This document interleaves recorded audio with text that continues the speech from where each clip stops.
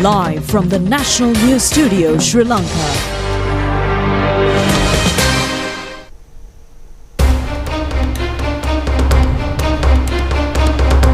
Hello there, good evening and welcome to the 9 PM news. I'm Niketh Karunaratna. And I'm Keza Farooq. Let's take a look at your headlines for tonight.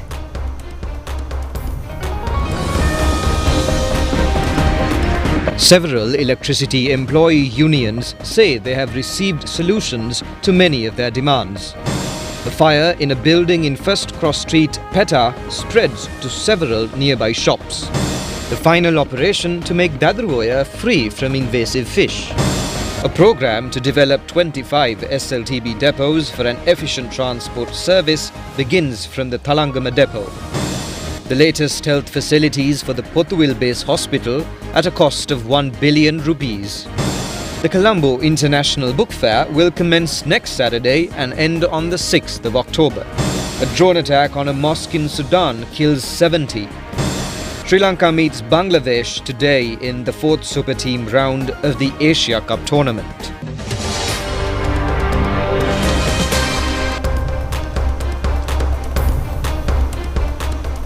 On to those and other stories in detail now.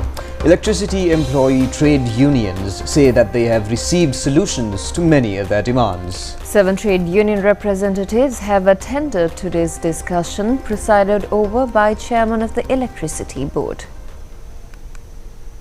Director General of the Electricity Reform Secretary, Electrical Engineer Rupavahini Roshan said the restructuring of the Ceylon Electricity Board would allocate transmission and distribution management to 4 companies and certain services to 2 companies, but none of them would be privatized. He noted that a cost of living allowance would be discussed under a memorandum of understanding, assuring that no employee should fear for their jobs. He added that pensions, salaries, promotions and recruitments would be guaranteed and included in the agreement. He explained that future vacancies would provide fair opportunities for employees to secure jobs suited to their qualifications within the institution.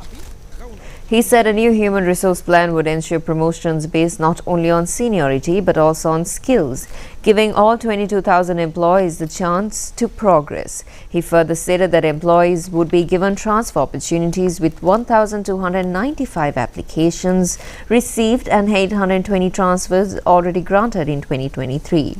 Engineer Rupavahini Roshan confirmed that employees who did not take their leave last year would be compensated and that the arrears in payment would be settled within this month. He stressed that the government had no intention of removing any of the 23,000 workers and that all changes would allow lawful procedures. කරලා තියෙන මාරුම ලබා දුන්නා. 2023 සේවකයන්ට ලබා දීමට නියමිත වෙලා තිබුණු ඒගොල්ලන්ගේ ලෙඩ නිවාඩු කියන එක ගත්තේ නැත්නම් ඒකට මාසක වැටුපක් හිමි වෙනවා. ඒක ඒගොල්ලන්ගේ තියෙන අයිතිවාසිකමක්. ඒක අවුරුදු දෙකක් ඒගොල්ලන්ට දීලා තිබුණේ නැහැ. ඉදිරිවල මණ්ඩලයේ අධ්‍යක්ෂක මණ්ඩලයේ අනුමැතියට යටත්ව සභාපතිතුමා අද පොරොන්දු වුණා. ලබන සතියේදී මේ මාසය ඇතුළත ඒගොල්ලන්ට ඒ හිඟ වැටුපත් ලබා දෙන්න එකඟ වුණා. මේ සේවකයෝ 23000න් අපි එක්කෙනෙක්වත් අයින් කරන්න අපි බලාපොරොත්තු වෙන්නේ නැහැ. ඉතින් මේ සේවකයන්ට නීතියානුකූලව වෙනසක් වෙන හින්දා දෙන්න ඕන VRS එකක් තියෙනවා. අපිට සාධනීය පිළිතුරු Deputy Chairman of the Ceylon Electricity Employees Union, RPJ Nadishan, said the union had received satisfactory responses during discussions. He noted that while employees demanded a written agreement regarding their future integration, the chairman had informed them that such a process was already underway. He added that the union's concerns for worker security had been positively received.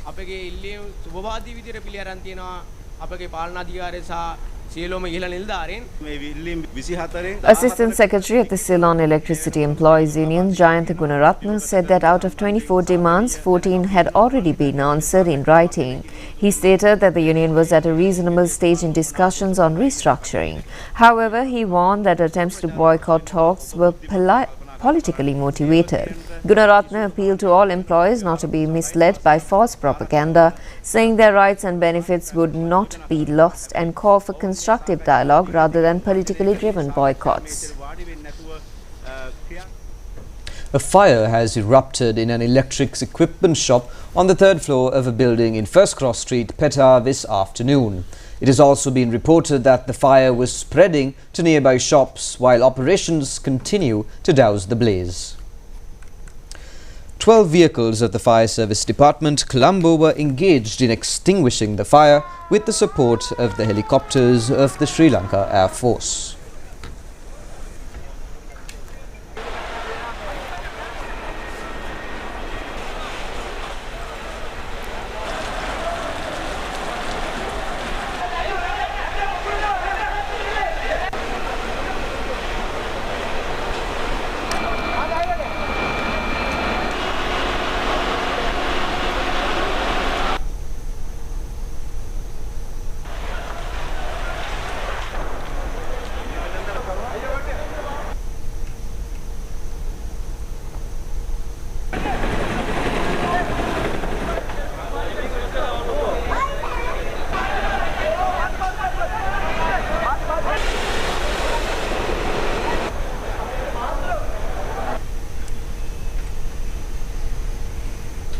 In more local news, a model program to develop 25 depots of the Sri Lanka Transport Board has commenced from the Thalangama depot.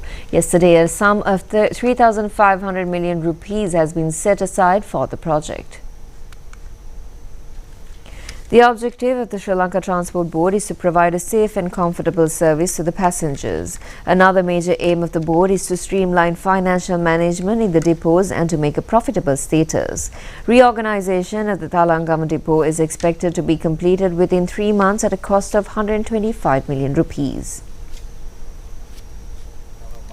Minister Bima Ratnayaka said that it is prudent to find out how the SLTB was subjected to such a destruction, even by appointing a presidential commission. SLTB is the lifeblood of a large number of employees, and therefore safeguarding of this institution is of an imperative need. He added that they are not a type of people who would politicize the institution for personal gains. The minister has stressed that they will not sell the national treasure but would develop with added strength.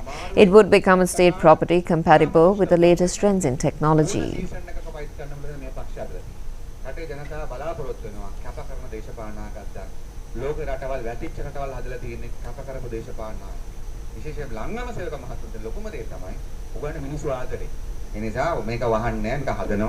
විකුණන්නේ මේක ගොඩනගනවා රජයේ දේපලක් විදියට. හැබැයි ගොඩනගන විදිය ගත්තට පස්සේ ඒකට වර්තමානයට ගැලපෙන නූතන කළමනාකරණ ක්‍රම, නූතන තාක්ෂණය, සාමූහික තීන්දුව මත තමයි වැඩ කරන්නේ. Meanwhile, appointments have been presented to 329 employees of the Railway Department at the public auditorium of the Temple Trees yesterday. These appointments were presented to fulfill long-standing vacancies in the Railway Department. The recruitments have been made based upon the qualifications of those selected through a written examination conducted in July and August this year.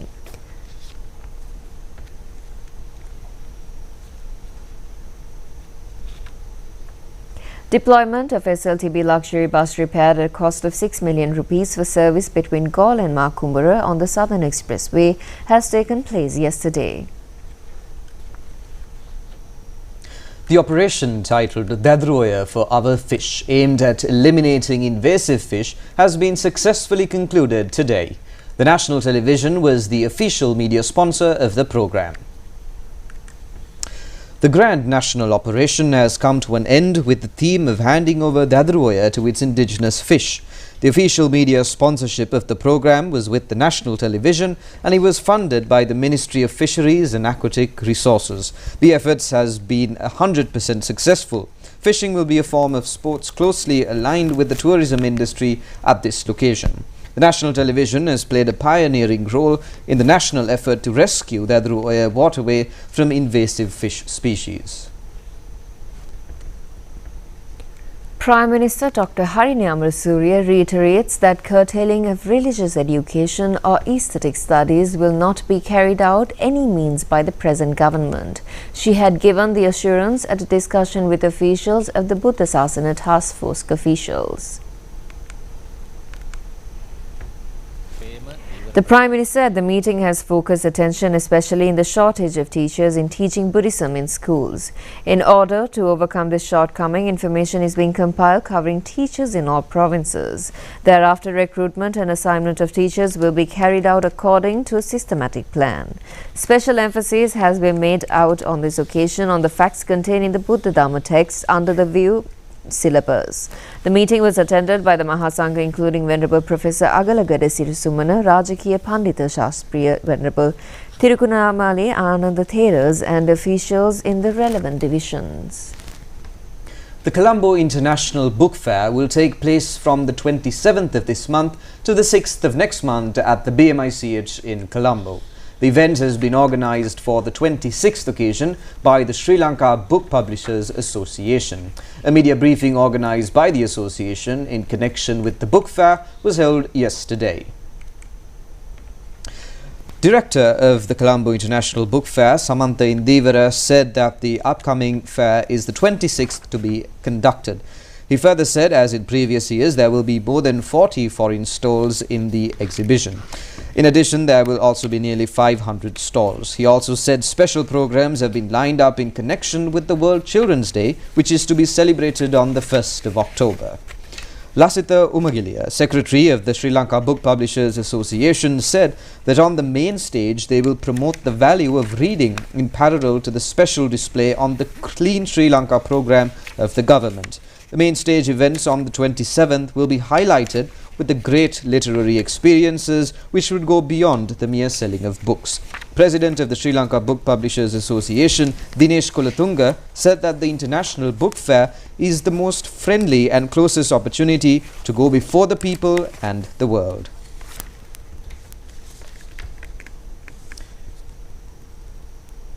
In the meantime, the 4th stage of the Arogya Mobile Wellness Clinic program got underway, centering on the Kegalle district today.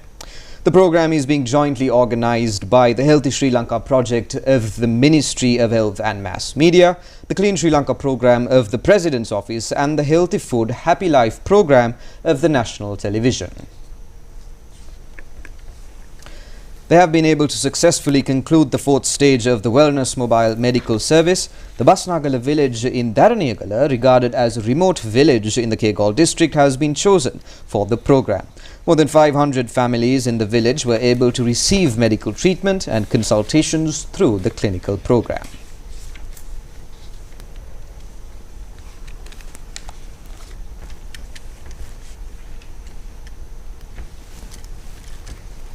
A 3-storied surgical and clinic multi-complex building at the Pothuwil Base Hospital was declared open yesterday.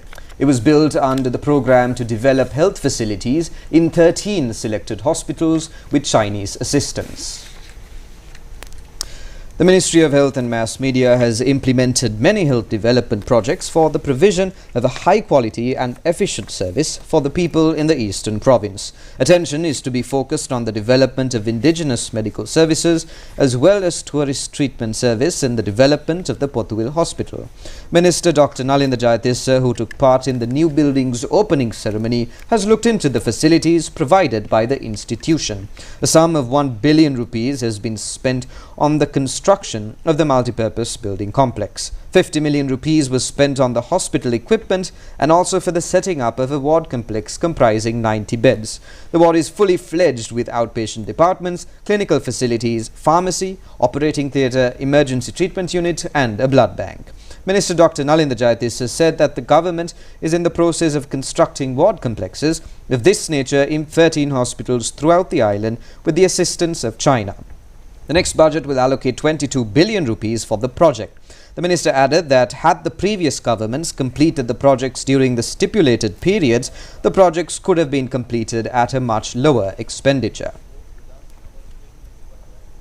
විවිධ හේතු මත දැන් නම් කියන්නේ ඉතින් Covid එකයි ආර්ථික අර්බුදයයි කියලා තමයි ඔක්කොටම ඒ සියල්ලකින් ප්‍රතිඵලයක් හැටියට අද අපිට ඒව ඉවර කරන්න යනවා කෝටි 5900ක්. ඒ කියන්නේ එදා වියදම් කරා වගේ දෙගුණයක්. ඒ කියන්නේ ඒ ව්‍යාපෘති 17 වගේ තව එකක් හදන්න පුළුවන්කම තිබුණේ මුදල් වලින්. Minister Dr. Nalinda Jayatissa has also presided over the commencement of the construction of the Colonial Sub-Post Office building in Bandagiriya, Hambantota today. The estimated expenditure of the construction is 4.23 million rupees.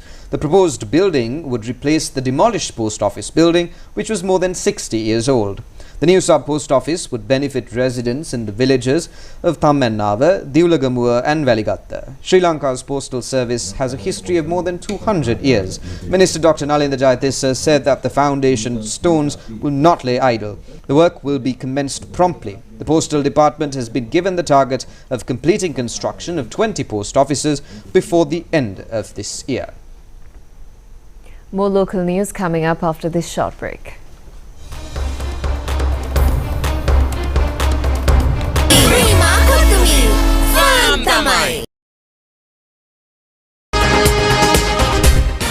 Live from the National News Studio, Sri Lanka.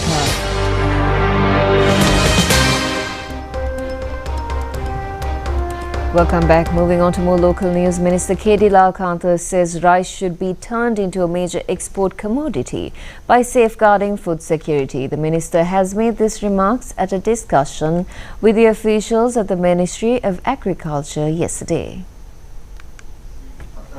Minister K.D. Lalkantha has recalled how during the 2024-2025 Maha season, the country was compelled to import rice. Such a measure had enabled to protect food security. The minister added that he believes that this stage has to be set this time as well by not creating a condition that needs to import rice.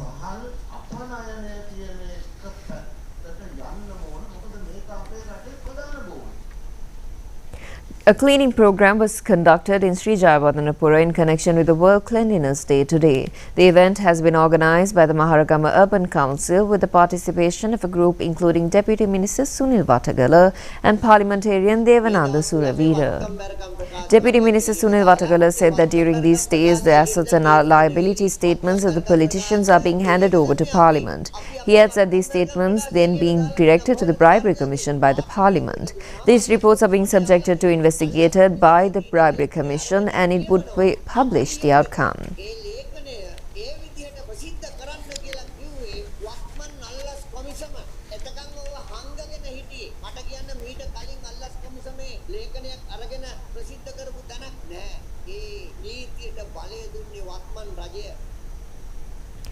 Northwestern Provincial Governor Tissa Varnasuriya and Deputy Minister Mahinda Jayasinghe had presided over the functioning of the Kurunegala District Job Market at the District Secretariat yesterday. Deputy Minister Mahinda Jayasinghe said that present government has been successful in stabilizing the collapsed economy of the country during the recent period. Sri Lanka was attracted by more than 1.6 million tourists during the period. The country has earned a revenue of more than 2 billion rupees. The government's target is to attract more than 3 million tourists by the year 2030. This would create more job opportunities in the country.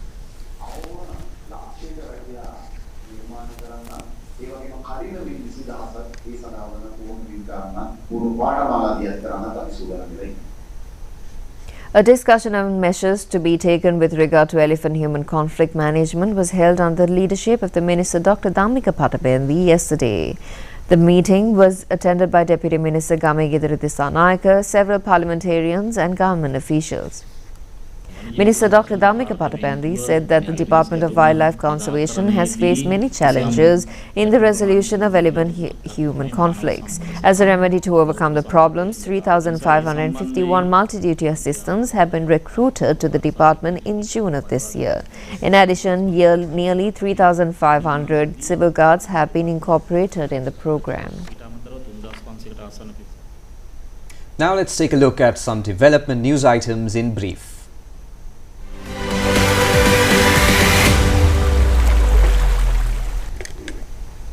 A portion of the reconstructed road from Gurutalawa to Bogaha Kumbura via Alugolla in Valimada was vested with the people yesterday.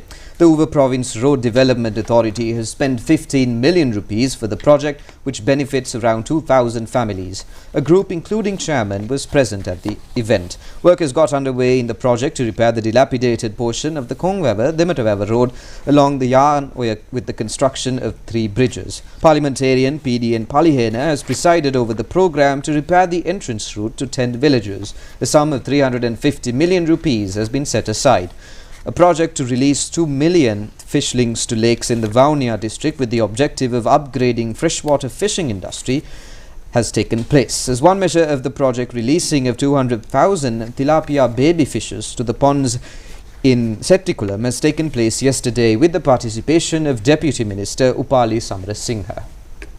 Deputy Minister Prasanna Gunasena has presided over the project to commence development with carpeting of the road from Muladanda to Mangalagama in Yatinura. The sum of 14.6 million rupees has been reserved for the project to be carried out. Minister Engineer Kumara Jaikodi has presided over the opening of an electricity generation project through solar paneling on a roof of a chicken farm in Mirigama, which generates a capacity of 2 megawatts of electricity. The project is being carried out by the Galaxy Renewable Company.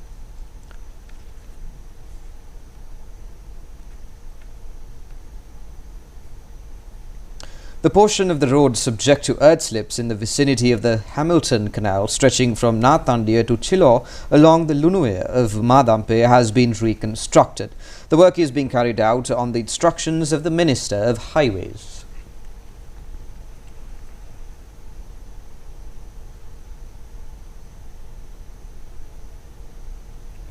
A new tourist boat service has commenced today at the Belangvilla Bird Sanctuary. The objective of the program is to promote sustainable tourism and enhance environmental protection. The new boat service enables local and foreign tourists to visit the bird sanctuary in Belangvilla as well as the wetland environment in Athidiya. It is a great way to feel mental pleasure and recreation. Minister Anura Karunathilaka and Deputy Minister Sunil Watagala were among the group which took part in the inauguration program. In the meantime, a mobile library has been established for the commuters at the Hatton railway station yesterday. It was constructed during the local government week under the theme Punarudayata Puravarayak. Yesterday was reserved as the day of literature, education and libraries of the local government week. Handing over of a bookshelf and 300 books printed in all 3 languages to the Hatton railway station master also took place. The event was attended by people's representatives of the area, including chairman of the Hatton Dikkoya Urban Council, Ashoka Karunaratta. The station master has stated on this occasion that the passengers could obtain books from the station's library and read them until the arrival of a train or until the final destination and return to the relevant railway station. Any philanthropist could make a contribution to the railway station library. The Wild Sri Lanka two-day photographic exhibition has commenced at the JDA Period Art Gallery in Colombo today. Applications have been called from wildlife photographers for the Wild Sri Lanka photographic exhibition 3 months ago. A special feature has been the selection of 60 photos out of the number of photos presented for the exhibition. Winners have been selected for the presentation of awards and certificates under the 2 categories of junior and senior. ප්‍රදර්ශනයට ඇතුළත් wild ශ්‍රී ලංකා 10 වෙනි සංවත්සරයේ සමගාමීව සමාජික කණ්ඩායමේ ඡායාරූපකේ ප්‍රදර්ශනයට එක් කර තිබූ විශේෂත්වයක්. ප්‍රදර්ශනයට එක් කර තිබූ ඡායාරූප අතරින් කාණ්ඩ දෙකක් යටතේ ජයග්‍රාහකයන් තෝරාගෙන සම්මාන හා සහතික ප්‍රදානයේ අද සිදු කෙරුණා. ඒ කනිෂ්ඨ සහ ජ්‍යෙෂ්ඨ යන කාණ්ඩ දෙක යටතේ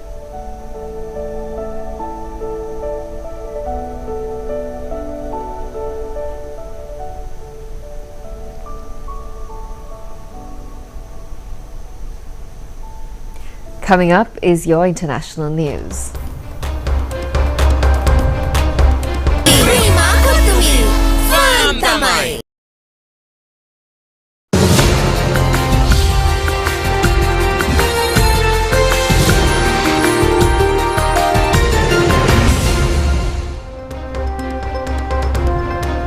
In your international news for tonight, more than 70 civilians have been killed in Sudan's Darfur region after a drone strike in a mosque in El Fasher.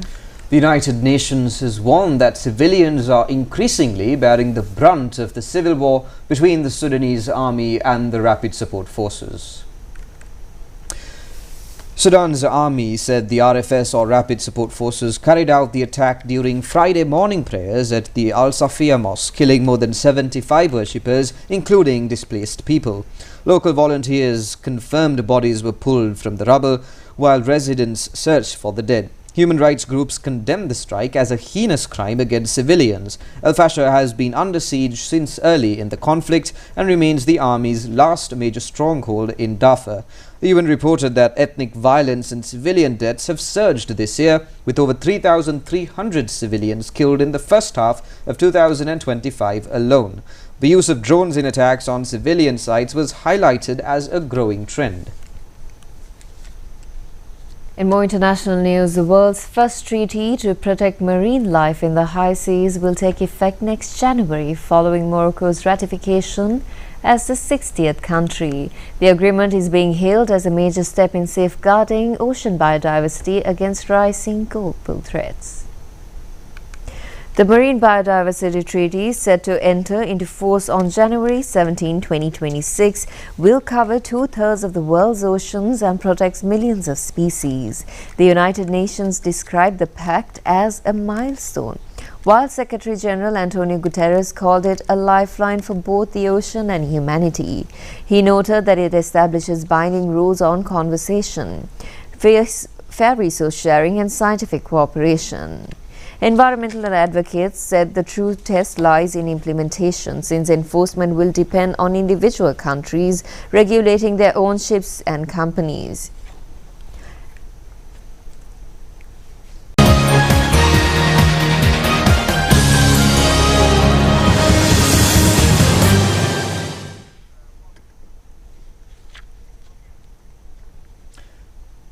And continuing with sports news for today, youth cricketer Dunit Wellalage has returned to Dubai last night after paying respects to the remains of his father in order to participate in the round of 4 super teams of the Asian Cup cricket tournament.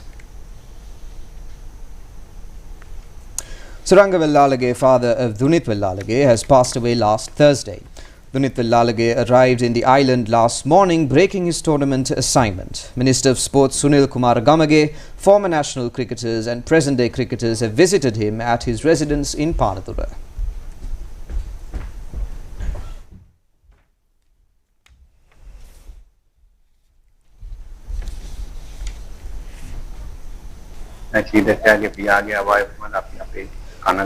Minister Sunil Kumar Gamage has extended profound condolences on the demise of the father of cricket Dunit Wellalage.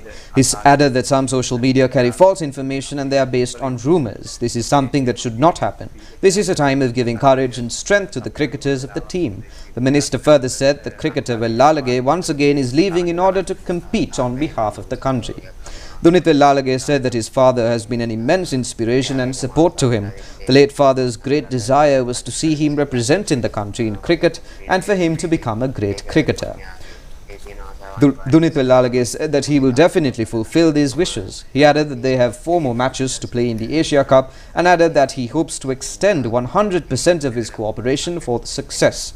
He has also recalled the massive assistance from Sana Jayasuriya and captain of the team Charita Salanka. He also said the immense cooperation extended by every message from the cricket fans in Sri Lanka was also an immense strength for him.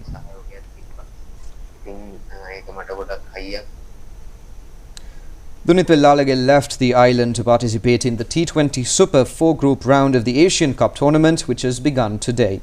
He was accompanied by manager of the team Mahinda Halangoda.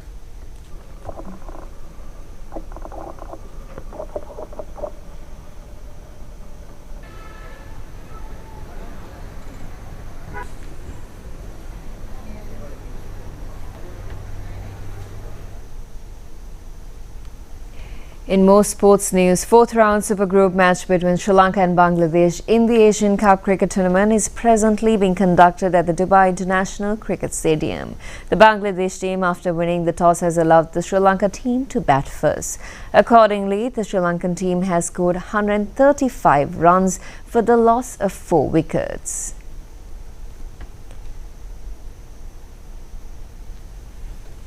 And that's all the news we have for today. Join us again at the same time tomorrow. Good night. Good night.